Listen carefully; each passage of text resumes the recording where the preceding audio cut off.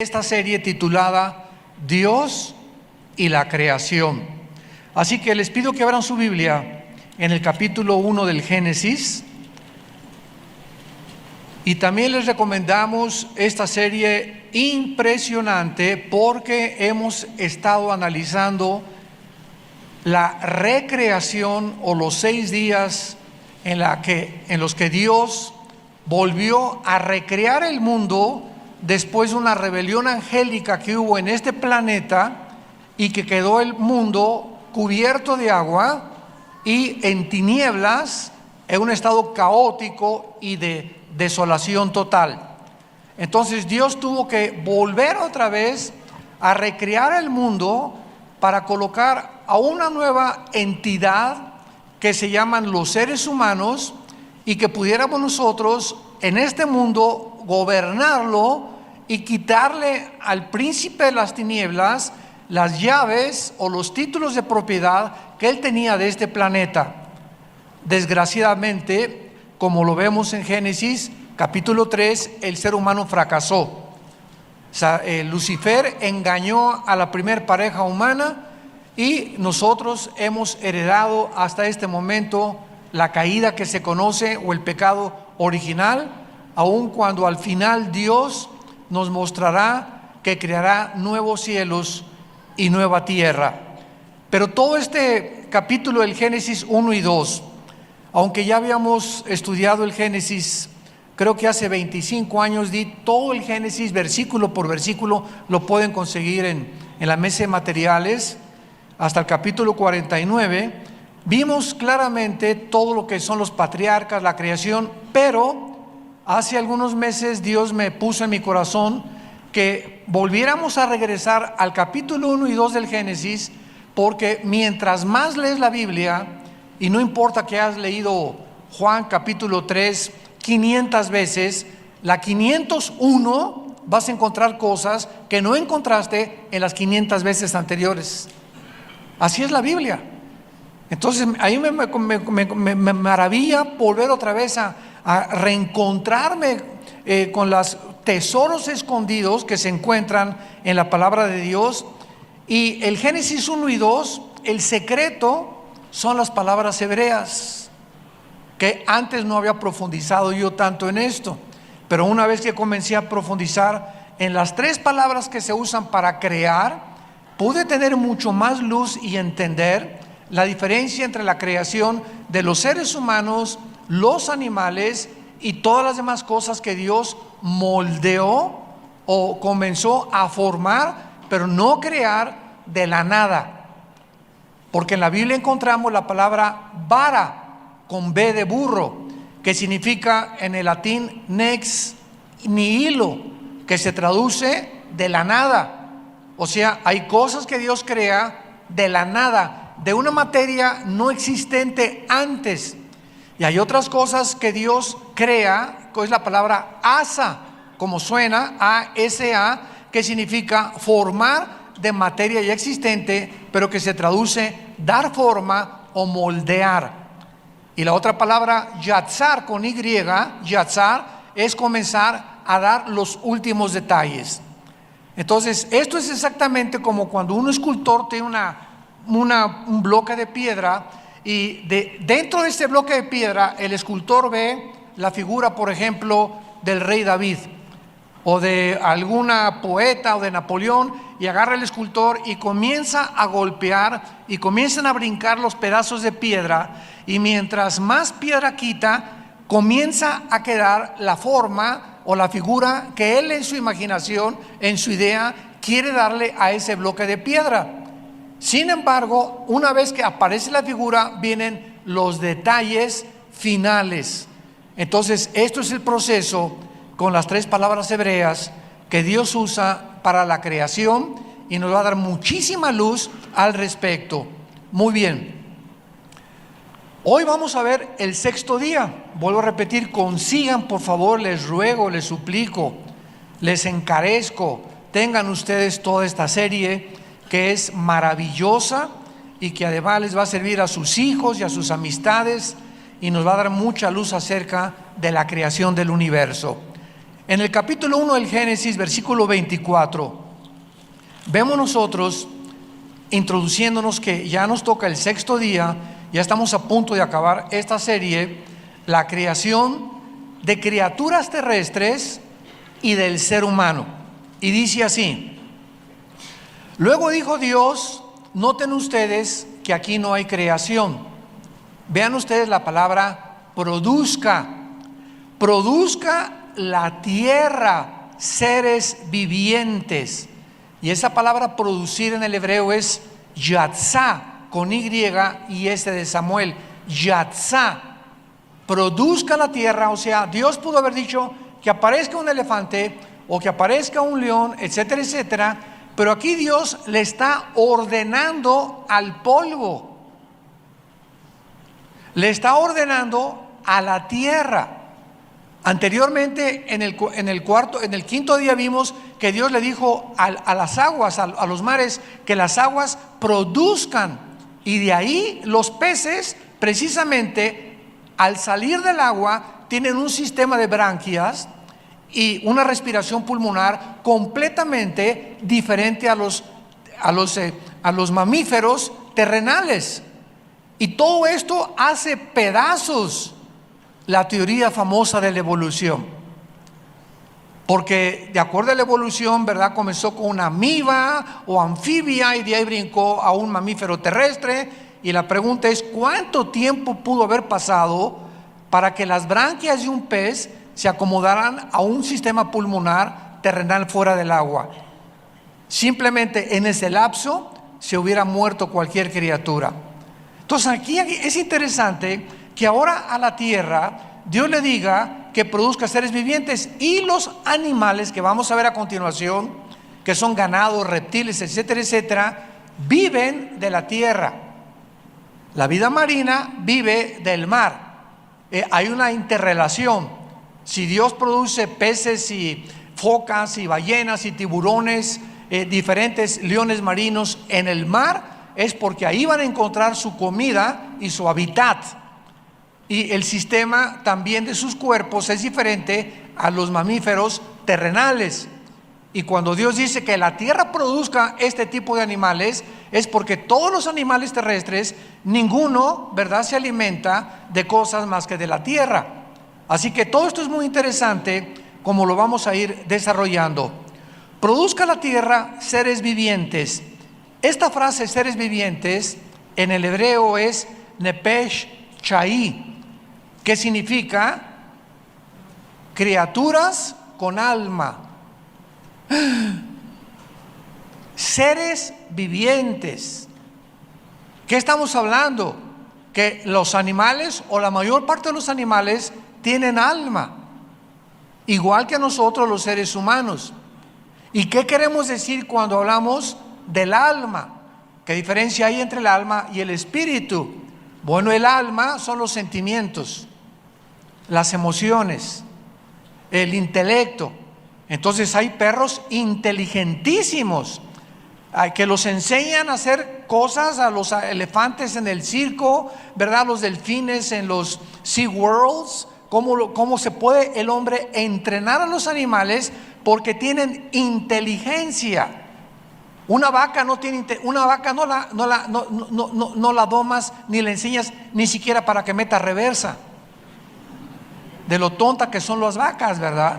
Igual a un toro no lo enseñas a ponerse uno sobre el otro y hacer maromas. Entonces hay animales que Dios creó para que pudieran relacionarse con nosotros, los seres humanos, como los perros, que se conoce como el mejor amigo del hombre. Y los perros tienen sentimientos de alegría, de tristeza. Hay perros, he leído yo, que cuando el amo se muere, van a la tumba y ahí se quedan hasta que se mueren también. Hay perros que se entristecen. Nosotros tenemos en la casa de ustedes 2 gran danés, que son 2 caballotes así de este tamaño. Y cuando salimos de viaje los llevamos a un lugar donde los cuidan. Inmediatamente pues es un perro, es un macho y una hembra, y cuando se separan comienza a llorar. Rambo se llama el grandote y Gracie la chiquita, la perra gran danés, ahorita más o menos están de este tamaño, y comienzan a sentir en el sentimiento que son inseparables. Una vez nos hablaron del lugar donde los hospedamos y nos dijeron que iban a multarnos porque Rambo había mordido a otro perro. Y le dije, oiga, pero nosotros no tenemos la culpa de dejarlos ahí y que mi perro muerde a otro perro, porque no toman precauciones. Y entonces le dije, quiero hablar con el gerente. Y entonces ya tardaron como 5 o 8 minutos para que el gerente llegara a tomar el teléfono, y ya se comunicó conmigo. Y me dice, señor Alducin, quiero pedirle unas disculpas. Acabamos de abrir un juicio contra Rambo y lo encontramos inocente. Y yo volteé con mi esposa, ¿un juicio a los animales? Esto ni en Atlacomulco se oye, ¿verdad? ¿Cómo que esto? Sí, pues ya tenemos cámaras de televisión y nos dimos cuenta que Rambo mordió al otro perro porque el otro perro se quiso meter con Gracie. Y como Rambo y Gracie, mi otra perrita, son inseparables, lo juzgaron inocente porque fue en defensa de propia y de la otra perrita. Imagínense nada más, todos nos libramos de casi $250 de multa. Entonces es impresionante, ¿verdad? Cómo entre los perros también ya ha llegado el grado en estos lugares donde ya hasta los veterinarios y todo, hay lugares que los entrenan y que al mismo tiempo hasta ya los llevan a juicio a los pobres perros, ¿no? Bueno, esto es maravilloso. Entonces, esta frase seres vivientes es nepesh, que es la palabra para alma en el hebreo, nepesh, con SH al final, N de nana al principio, y chaí es la palabra CHAY en el hebreo, que siempre significa vida, chaí. Produzca la tierra seres con alma, criaturas con alma, según su género, bestias y serpientes y animales de la tierra según su especie. Y fue así. E hizo Dios animales de la tierra según su género, o sea, vacuno, quino, caballos, hay percherones, hay ponis, hay caballos árabes, caballos cuartos de milla, pero son caballos equinos. Hay perros, pastor alemán, salchicha, pug, rottweiler, pero son caninos. Esto lo significa según su especie. Hay tigres, hay leopardos, hay gatos pardos, hay leones, etcétera, etcétera, pero son felinos. Esto lo significa según su especie. El ganado vacuno no se puede cruzar con los felinos. Los felinos no se pueden cruzar con los perros, ni los perros con los caballos. Y hasta que en 1954 los doctores Crick y Watson descubrieron el ácido desoxirribonucleico, que se dice claramente como el ADN. Pudieron comprobar los científicos ateos y evolucionistas que la evolución es imposible genéticamente, porque el esperma de un perro no puede producir a un gato, ni el de un elefante al de una jirafa. Genéticamente somos completamente diferentes desde antes de que se descubrieran las leyes de la herencia en 1860 por Gregorio Mendel. Hasta 1860 se descubren las leyes de la herencia, y la Biblia se adelanta miles de años antes para que Dios nos mostrara que Él establece las leyes del ADN, o el código genético hereditario que guarda cada una de nuestras células para determinar lo que somos, la información guardada para determinar tu estatura, tu color de ojos, tu pelo, tu información genética de tu papá y de tu mamá, etcétera, etcétera, la información de los perros, de los elefantes, en fin. Esto es asombroso cuando comenzamos a profundizar la mente de Dios. E hizo Dios animales según su género y ganado según su género y todo animal que se arrastra sobre la tierra según su especie, y vio Dios que era bueno. Muy bien, cuando vemos nosotros la palabra ganado, aquí encontramos que se encuentran los caballos, los camellos, las vacas, los toros, los burros, las ovejas, los perros, los gatos. Todo eso pertenece a la palabra ganado. Y la mayoría de estos animales son domésticos. Es la palabra que se usa behemá en el hebreo, porque hay animales que Dios produce domésticos y hay otros salvajes, crueles, depredadores. Y vemos que todo esto viene afectando después de la caída humana. Y por ejemplo, los camellos. ¿Qué hubiera pasado si no hubiera camellos en el desierto en Arabia? ¿Cómo hubieran podido transportarse? ¿Cómo pudo Dios geográficamente poner un animal especial que aguanta más de casi un mes sin tomar agua, que son los camellos, precisamente para transportar a los seres humanos? Los caballos. ¿Qué hubiera pasado que si Dios no hubiera inventado los caballos, que es uno de los animales con más fuerza, con menos temor de nada, ni a la guerra? Y un caballo que corre, ¿verdad?, a 50, 60 kilómetros por hora transportando a los seres humanos, no se hubiera podido conquistar las demás partes o descubrir las demás partes del mundo. Los bueyes para trabajar, la fuerza que Dios dio a los bueyes, especialmente para que cargaran. Los burros, que son burros pero desde nacimiento, y que no hacen nada más que cargar. Un burro no tiene nada de inteligencia comparado con un caballo, que son inteligentísimos los equinos, las ovejas para vestirnos la lana, los perros para acompañarnos, etcétera, etcétera. Y luego vemos también los reptiles. Y aquí se conocen 800,000, apúntalo, tipos diferentes de reptiles. Y en esta palabra se encuentra, por ejemplo, la cucaracha. La cucaracha ha sobrevivido sin cambios miles de años. Busca una cucaracha hoy en tu casa, si las tienes, y métela al congelador o al refrigerador, y al otro día sigue viva. Es impresionante cómo las cucarachas inclusive aguantan los insecticidas. Ya no se mueren ni con los insecticidas las cucarachas. ¿Por qué las cucarachas, pregunta, no han evolucionado a algo mejor? Siguen siendo cucarachas desde hace miles y se consideran de los más antiguos que han poblado el mundo. Otra pregunta a los evolucionistas: ¿cómo llegaron las cerca de 15,000 tipos de hormigas que hay? Hay 15,000 tipos de hormigas. ¿Cómo pudieron llegar a organizarse en una sociedad las hormigas de manera tan diferentes? Hay hormigas carpinteras, hormigas marabunta, cortadoras de hojas, o hormigas de miel, de cosechas, hormigas guerreras, hormigas de fuego que queman y que te pican horrible. ¿Cómo evolucionaron las arañas en sus 5 tipos diferentes de seda que producen para aprender a utilizar cada una de ellas para una operación distinta?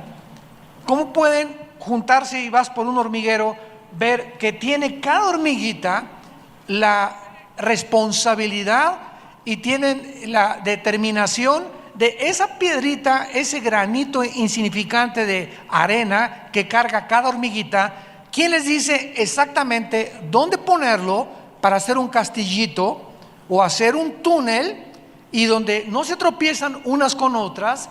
Y alguien les ha puesto un chip o una información en su cerebrito que puedan tener ellas para poder determinar que sean guiadas de acuerdo a lo que están haciendo.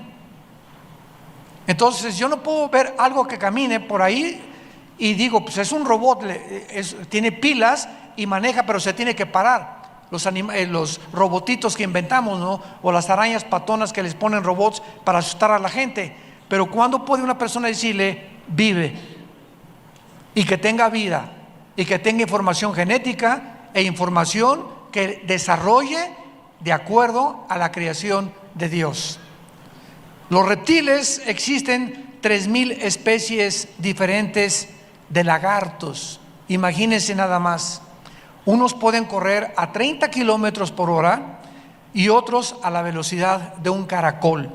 Por ejemplo, el lución con L es un lagarto que tiene la cola más grande que su cuerpo, y cuando un enemigo le agarra la cola a este lagarto, se desprende de ella y le comienza a crecer otra.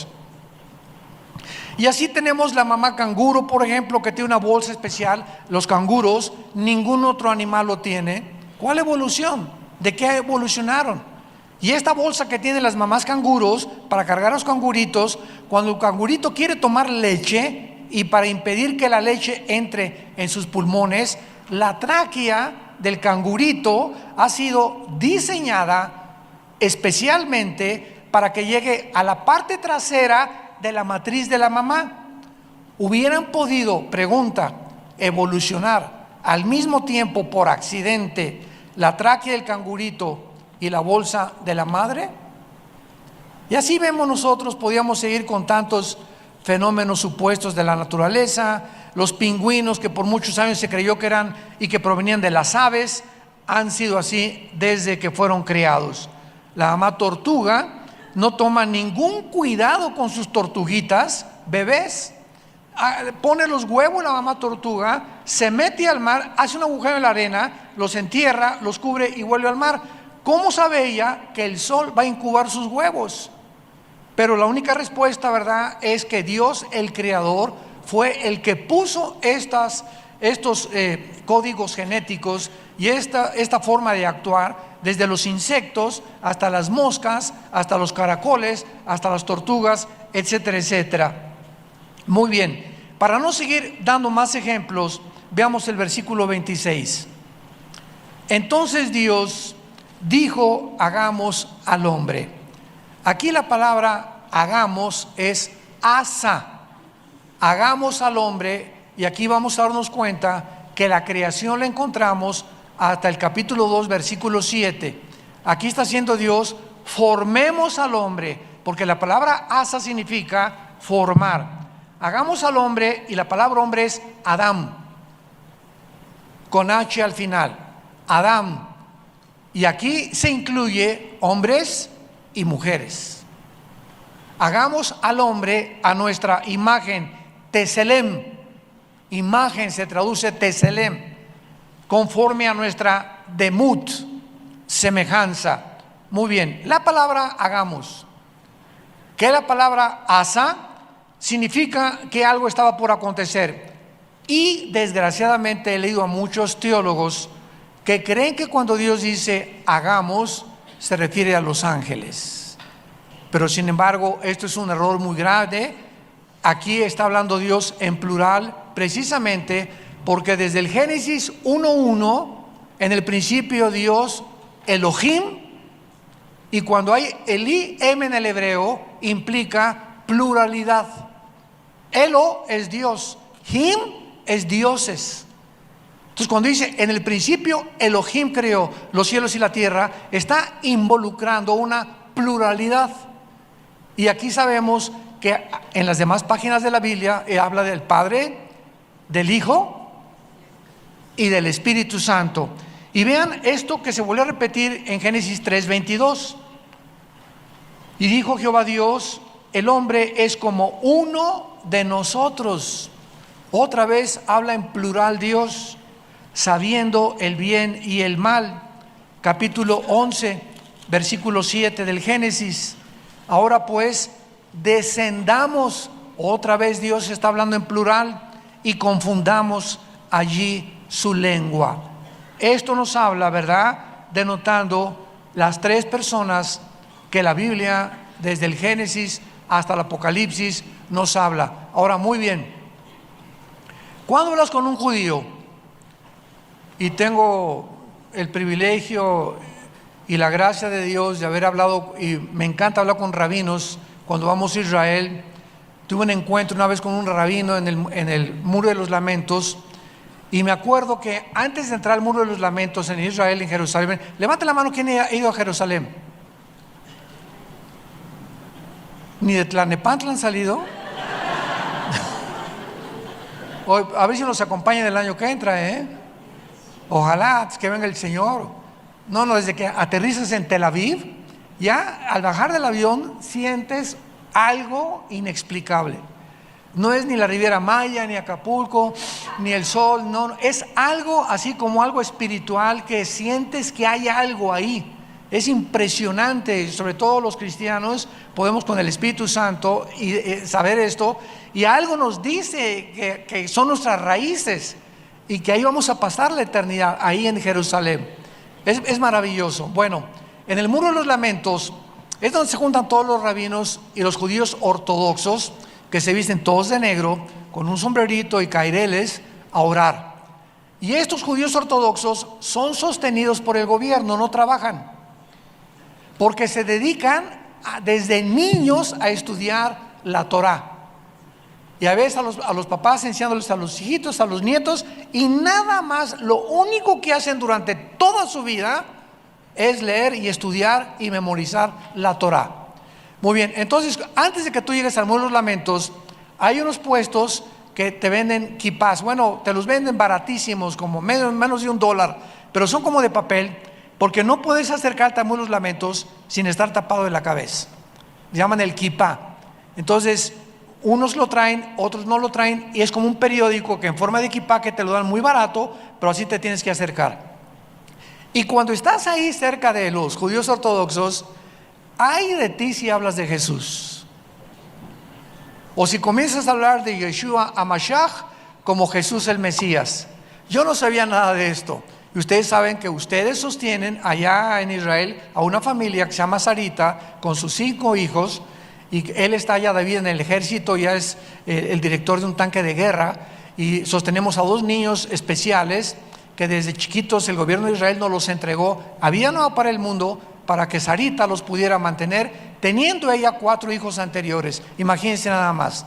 Así que gracias a Dios, verdad, que con los diezmos y ofrendas tenemos oportunidad de sostener en Italia, en París, en Jerusalén, en Colombia, a tantos misioneros que Vida Nueva para el Mundo sostiene. Entonces, estando ahí, el misionero que sostenemos allá no me dijo que yo no podía hablar de eso, y comencé a testificarle a un rabino de Jesús. Le dije que por qué no creía en Jesús como el Mesías. Miren, en 10 segundos me rodearon como 10 rabinos, me echaron un montón, y yo estaba así todos, ¿no? Y con unos ojos, y me decía desde lejos el misionero: córrele, vente para acá, porque te van a apedrear. Me decía: si ya no sigas hablando de Jesús. Y uno de ellos era un rabino argentino, gracias a Dios, que hablaba muy bien español. Y comencé yo con el Isaías 53 y el Salmo 22, y después de más o menos de unos 15 o 20 minutos se quedaron a oír, no me tocaron ni me dijeron nada. Y cuando ya acabé, ¿verdad?, me dijeron: bueno, vete. A las 2 semanas o 3 semanas, este rabino argentino me mandó una carta diciéndome que él nunca había considerado Isaías 53, porque Isaías 53 se los prohíbe leer en las sinagogas. Se brincan del 52 al 54. Yo no sabía eso, por las evidencias tan tremendas que Jesús realmente es el Cordero, ¿verdad?, despreciado y desechado de Isaías 53. Y en el Salmo 22, David, 1000 años antes, describe la crucifixión, comenzando con las palabras: Dios mío, ¿por qué me has abandonado? Elí, Elí, lama sabactani, que está en arameo. Entonces los judíos o rabinos se enfrentan con esa luz, y mejor se enojan, como se enojaron con Jesucristo. Tenían la luz enfrente de ellos, y se sigue repitiendo en la historia el mismo fenómeno. Tú puedes enseñar a una persona y decirle, por ejemplo, a un católico, ¿verdad?, creemos en la Virgen, pero la Biblia dice que hay un solo mediador entre Dios y los hombres, 1 Timoteo 2:5, y lo está en las Biblias católicas, y aun cuando se los enseñes, te dicen que no es cierto. O decimos: es que los santos somos todos los cristianos, lo dicen todo el Nuevo Testamento. No, el santo es hasta que se muere, y el Papa lo declara, viene un procesamiento para declararlo o canonizarlo, que se llama, para que la persona sea santa. Y así enfrentamos a un testigo de Jehová que no creen en el infierno, a un mormón que dice que porque David tenía muchas mujeres, él también tiene derecho a tener en cada colonia de México una muchacha, ¿verdad? Y nos enfrentamos con un mundo que hay personas que, aunque tú les pongas la luz, ya han decidido no creer. Entonces, el problema de la fe no es intelectual, porque sobran evidencias científicas, arqueológicas, paleontológicas, psíquicas, genéticas, químicas, físicas, de que la Biblia es un libro sobrenatural. Pero hay personas que ya están decididas a no creer en las evidencias. Y siempre detrás de toda persona que rechaza la Biblia, cuando dice busco evidencias y se las muestras, su problema no es intelectual, es un problema moral. Hace algún tiempo tuve una cruzada en Villahermosa, Tabasco, hace muchos años, en la Plaza de Toros. Y en el segundo día hablé sobre el suicidio y el infierno a los jóvenes. Estaba lleno, muchísimos jóvenes en la Plaza de Toros, lleno ahí en Villahermosa, Tabasco. Y a la salida de la conferencia, me abordaron algunas personas y llegó una muchacha con dos amigas. Y me dice la muchacha, que era cristiana, señora Alducin, fíjese que mi amiga no cree en el infierno. Y le dije, oye, pero te di muchas evidencias de que el infierno es un lugar en el que las personas que se escaparon del juicio de las autoridades civiles en este mundo la van a pagar tarde o temprano. Si no hubiera un infierno, Dios sería un monstruo por permitir que tantas personas con tantas maldades hayan muerto sin ser castigadas. Y entonces le dije, mira, yo realmente pienso que tú no crees en el infierno porque no te conviene creer, no porque no hay evidencias. Y me dice su amiga, sí es cierto, tiene 3 novios. Y le dije, ya ves, es que si aceptas el infierno, tendrías que aceptar que hay un castigo por el pecado y no seguirías viviendo como estás viviendo. Entonces hay un problema moral en la conciencia de las personas que casi siempre niegan la luz y la verdad. Muy bien, la palabra imagen, que es en donde vamos a concentrarnos ahora, que ha sido muy controversial, es una palabra Betselem, como ya les dije, y es la misma palabra usada para los ídolos. ¿Quién es un ídolo? Es algo de lo cual te haces una imagen, dejas a un lado la Biblia, dejas a un lado a Jesucristo y tu novio lo idolatrizas. Tu novio es tu imagen y él ocupa tus pensamientos, él ocupa todo. Ni el domingo vienes a la iglesia ni a las conferencias porque le das la prioridad a tu novio. Puede ser a un deporte, puede ser a tu esposa, puede ser a un hijo, puede ser a tus padres, etcétera, etcétera. Cualquier cosa que le robe a Dios el lugar que Él debe tener en nuestro corazón es una imagen. Cuando Dios dice que nos hizo a su imagen y semejanza, ¿qué significa?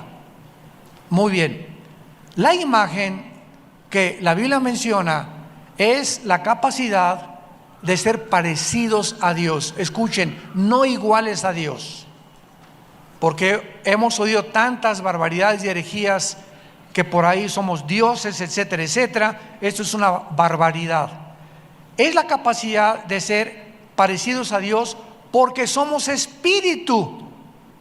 Juan 4:24, Dios es espíritu y los que le adoran, le adoramos en espíritu y en verdad. Los animales no tienen conciencia, lo vamos a ver, de una divinidad, de una deidad.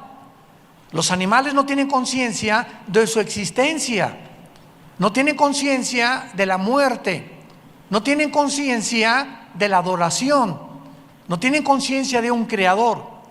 Por eso, en Génesis 3, cuando la Biblia dice que la serpiente era la más astuta de todos los animales que Dios había creado, sabemos que no era una serpiente común y corriente, ni tampoco un reptil, como lo sabemos, porque más adelante la serpiente le habla a Eva diciéndole que serán como dioses. Este animal supuestamente, o esta criatura que se describe como una serpiente, no podía ser un animal Porque este animal tenía conciencia de Dios. Y así sabemos que es un símil, es un lenguaje figurativo, y la palabra Hashamá, que se usa para serpiente, no es la palabra remes, que se usa para reptiles, sino para un ser inteligente. Y ya más adelante en Apocalipsis 12 se nos habla la serpiente antigua, Satanás, el dragón, etcétera, etcétera. Ya sabemos que era Lucifer hablándole a través de una criatura que no espantó a Eva y que se describe como una serpiente. Pero no era una serpiente, ¿verdad? Porque tampoco las serpientes tienen patas para caminar. Muy bien. La semejanza es la capacidad que tenemos para funcionar en los tres atributos personales de Dios. Vayamos a Efesios capítulo 4 en el Nuevo Testamento. ¿Ven la importancia de traer la Biblia a la iglesia? Unos hasta el Universal están leyendo ahorita. Efesios capítulo 4 versículo 24. Aquí está hablándonos ya el Espíritu Santo a través de Pablo del nuevo hombre, o sea, de una persona regenerada, de un cristiano nacido de nuevo, bautizado con el Espíritu Santo. Y dice así, Efesios 4:24, y vístanse del nuevo hombre, creado, o sea, el que está en Cristo, nueva criatura es. Y esa palabra es creación. Cuando recibes a Cristo, Dios vuelve a crear dentro de nosotros lo que perdimos en la caída, que es la vida espiritual. Y sin esta vida espiritual nadie puede conocer a Dios, porque Dios es espíritu. Entonces las personas que no han sido vueltas a ser creadas por Dios espiritualmente, que no han nacido de nuevo, quieren con su mente limitada, finita, entender la Biblia. Y encuentran aparentes contradicciones. ¿Y por qué si Dios es esto? ¿Y por qué permitió las guerras aquí Dios? ¿Y por qué les ordena matar a los cananitas? Esto es un genocidio. ¿Y por qué le permite a David tener estas esposas? Y la mente carnal, terrenal, no puede entender las cosas de Dios porque son más altas que nuestros pensamientos y más profundas que el centro de la tierra. Necesitamos un maestro que nos diga en el pizarrón la ecuación y la incógnita del álgebra, que si no sé álgebra, pero sé matemáticas, pero sé aritmética, pero no sé álgebra, no voy a entenderlo hasta que alguien me diga cómo es y qué significa los números o las letras en la ecuación algebraica. Entonces, el maestro en el Espíritu, ¿quién es? El Espíritu Santo. Dice 1 Corintios 2 del 10 en adelante, porque ¿quién de los hombres conoce las cosas del hombre sino el Espíritu que está dentro de él? Y para las cosas del Espíritu, para el hombre terrenal son locura, porque no las pueden entender. Entonces, vemos nosotros que cuando dice la Biblia que hemos sido creados, vean ustedes las tres áreas que son renovadas en el cristiano. Número 1, la justicia. Número 2, la santidad. Y número 3, la verdad. Muy bien. ¿Qué significa que fuimos creados a imagen y semejanza de Dios? Que el ser humano caído, aunque mantenemos la imagen, la persona no cristiana todavía trae la imagen de Dios, no traen la semejanza de Dios. Porque esta imagen y semejanza se refiere a estos tres atributos. ¿Qué significa esto? La santidad. Dios imprime en nuestra alma la santidad desde que nacimos. Y desde que nacimos comenzamos a manifestar rebelión a la autoridad. Pero algo nos dice desde que nacimos que hay que hacer buenas obras. Me acuerdo yo cuando iba a los lobatos, que eran los Boy Scouts de niños, y nos amarraban una corbata aquí grandísima. Vivíamos en Acapulco y me decían, entre semanas, si ayudas a una viejita a cruzar la calle, le haces un nudo a la corbata. Y si ayudas a un niño a levantar algo, a una señora, le haces otro nudo. Y cada buena obra, al final, en el sábado, cada semana, nos revisaban cuántas obras hacíamos. Yo le ponía como 10 nudos sin haber hecho nada. Siempre fui bien tramposo de niño y bien engañador. Pero dentro del alma, el domingo a la iglesia, y mi abuelita nos llevaba a la misa de 6 de la mañana, ahí en la catedral de Acapulco, a la misa, y entrábamos a la iglesia y nadie habla, incienso, y nos decían, ahí está Dios. Y ahí dentro de la iglesia algo te envuelve, ¿verdad? Ahí está Dios, no entiendes nada de lo que está pasando, pero te dicen que ahí está Dios, y saliendo de la iglesia, ajú a viva Zapata, porque afuera de la iglesia ya no está Dios. Y cuando venimos a la Biblia nos damos cuenta que Dios no habita en templos hechos por manos humanas, ¿verdad? Bueno, todo esto es porque tenemos la eternidad en el corazón desde que nacimos. Tenemos la conciencia de algo que trasciende esta vida y que hay algo después de la muerte. Esto es la santidad, y queremos ser buenos, pero hay algo que nos arrastra a ir lo contrario.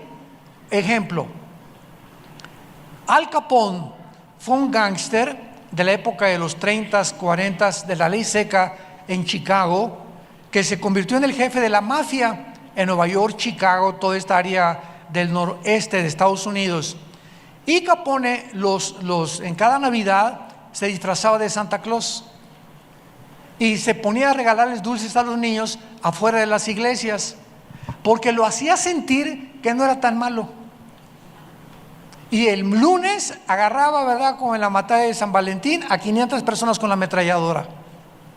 Las personas malas, inclusive los asesinos, traen medallas de la Virgen. Ponen en sus pistolas impresiones de santos y de la Virgen. Tienen patrones de santos también. San Cristóbal, aunque atropellaste a 10, trae San Cristóbal como el patrón de los choferes.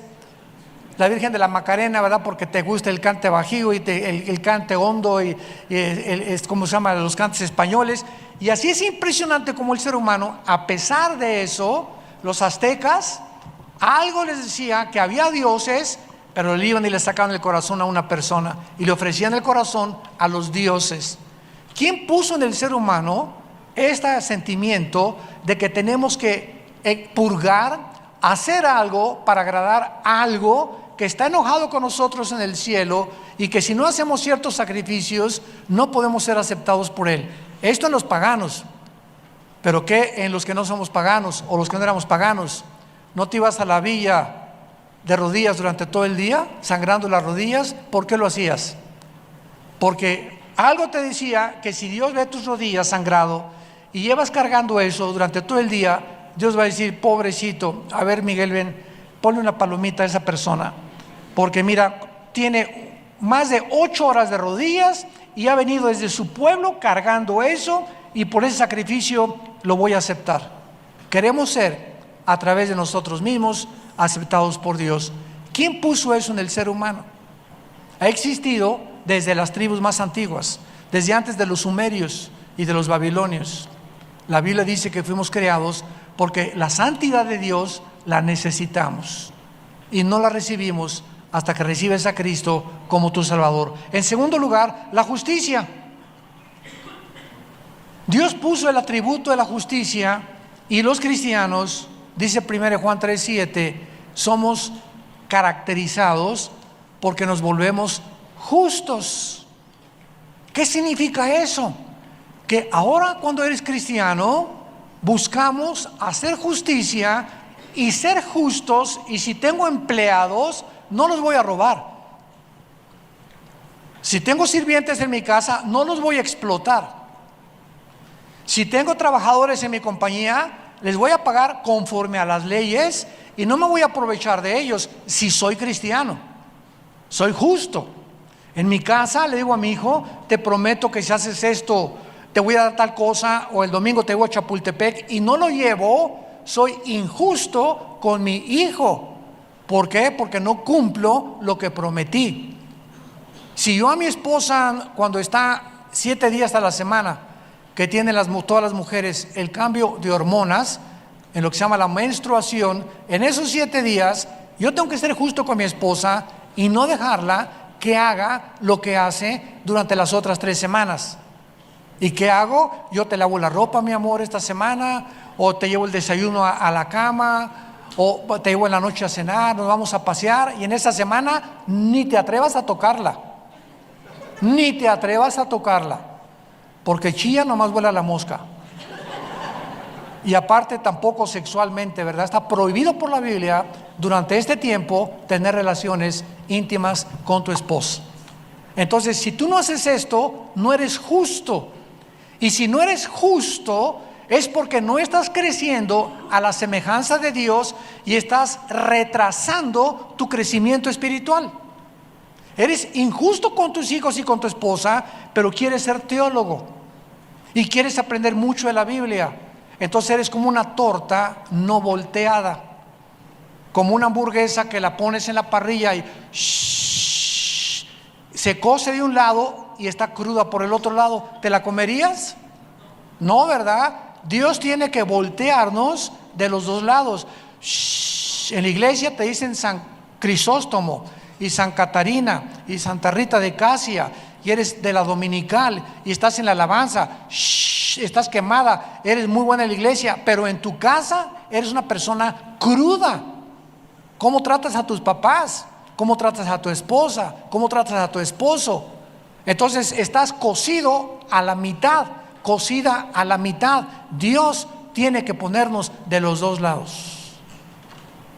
Y las injusticias impiden que Dios nos cocine en las áreas que nosotros necesitamos mejorar. Y finalmente, la verdad. ¿Por qué existe la filosofía? ¿Qué es la filosofía? Amor a la verdad, amor a la sabiduría. Sofos, sabiduría; filos, amor. Entonces, ¿por qué hay tantas ideas, ideologías de república, socialismo, comunismo, democracia, teocracia, hedonismo, nazismo, fascismo, y ponle todos los ismos que quieras? El mundo está lleno de ideas. Sócrates, Platón, Demóstenes, etcétera, etcétera, pensantes: ¿quién soy? Luego vivo, tiene que haber una causa, esta causa tiene que estar fuera de mí, esta causa tiene que ser Dios. Y el ser humano, por naturaleza, somos filósofos, porque cada quien tiene una idea de lo que es la vida. Si tú eres una persona adúltera, esa es tu filosofía. Tú consideras en tus pensamientos que no hay problema engañar a tu esposa. Esa es tu ideología. Y estas ideas van a formar tu filosofía. Y escúchame, y la filosofía determina nuestra psicología, y la psicología nuestra conducta. Porque como es en su corazón, dice Proverbios, así es él. Entonces, todo lo que tú haces, todo lo que tú miras, todo lo que tú lees, es el reflejo de quién eres interiormente. Y haces lo que haces, miras lo que miras, ves los programas de televisión que ves o la pornografía que ves, tratas a tu esposa como la tratas y explotas a tus trabajadores, porque así eres dentro de ti. No ha sido lavado dentro de ti. Tu vida interior no ha sido modificada, y esta es la razón por la cual estás actuando en contra de las leyes de Dios. Y si te dices cristiano y haces esto, pues ahí te vas a quedar 10 años estancado, porque nunca entendiste que Dios quiere que seamos santos en toda nuestra manera de vivir, que seamos justos y que la verdad la busquemos en su santa palabra. Y en penúltimo lugar, veamos rápidamente la imagen del ser humano. Tiene los siguientes atributos para que los puedas apuntar. ¿Qué significa esta imagen de Dios? Número 1, y todo lo que les voy a mencionar no lo tienen los animales. Ahí está la diferencia entre el hombre y los animales. Número 1, conciencia de un código moral. Los animales son guiados por instintos, matan por instintos. Nosotros, los seres humanos, sabemos claramente que robar es malo, que quitarle a alguien su mujer es malo, que las tribus en África no entregan a sus hijas si no se casan antes, les prohíben tener relaciones con su novio antes de casarse. Sabemos en lo interior que tenemos que pagar los impuestos, que tenemos que respetar las señales de tránsito. Ese código moral no lo tienen los animales. Yo hace muchos años, cuando practicaba la charrería, estábamos ahí en Monclova, Coahuila, y en Monterrey, en las charreadas, y me acuerdo que traía un caballo pinto muy, muy bonito, y cuando me iba al monte con mi caballo, en el momento, mi caballo era garañón, o sea, no estaba castrado, y cuando no están castrados los caballos, ahí te los encargo. Iba caminando yo con mi caballo y tenía 6 años ya. Yo lo había entrenado desde los 3 años, porque antes de los 3 años no puedes montar un caballo, se pandean. Yo le di rienda, lo enseñé a saltar, lo enseñé a colear, lo enseñé a pialar, lo enseñé a manganear, le enseñé todas las suertes de la charrería, le enseñé a mi caballo, porque me enseñaron y me adiestraron para poder enseñarle a mi caballo eso. Amaba yo a los caballos.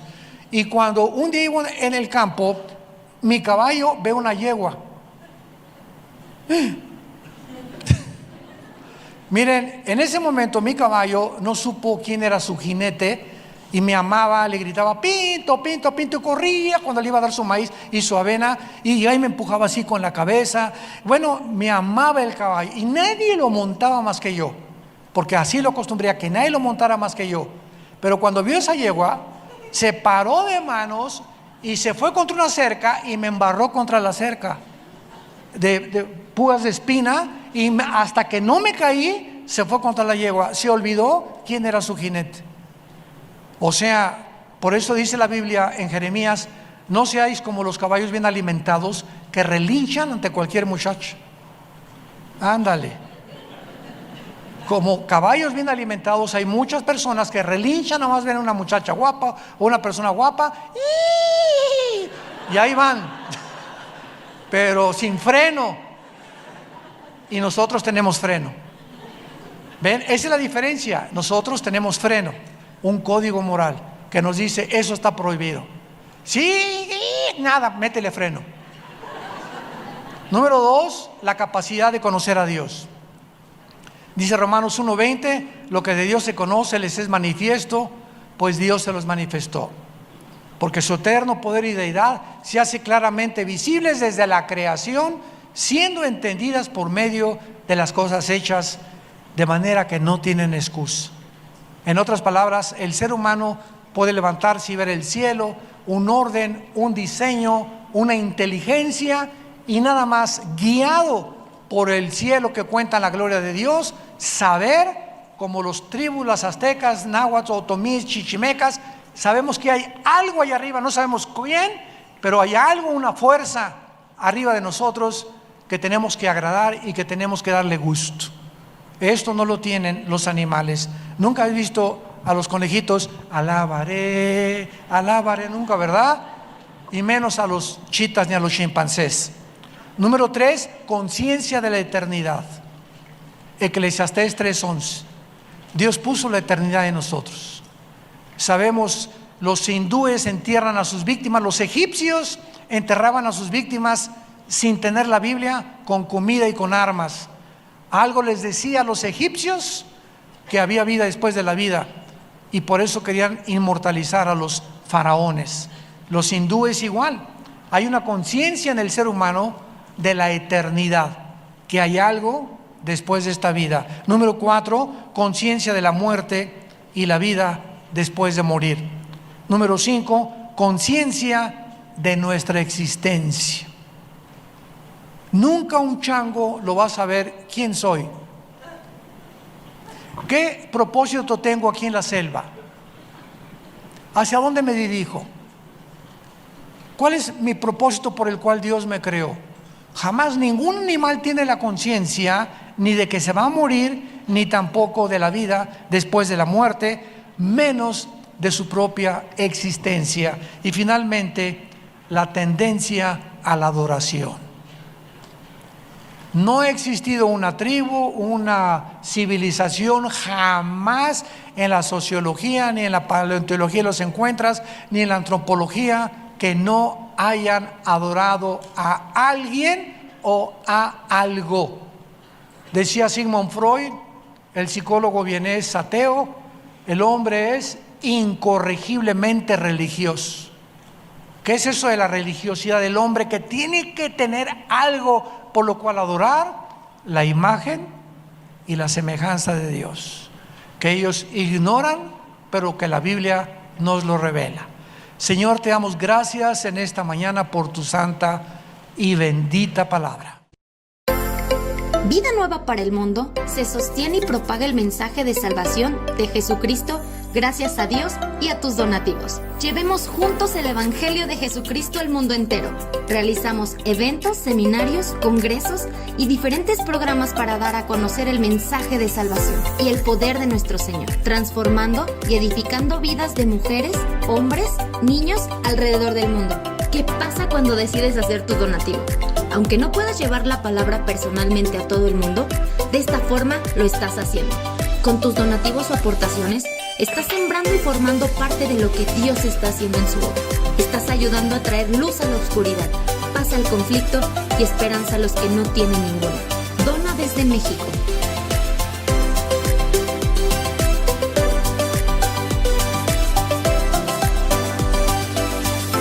Dona desde Estados Unidos.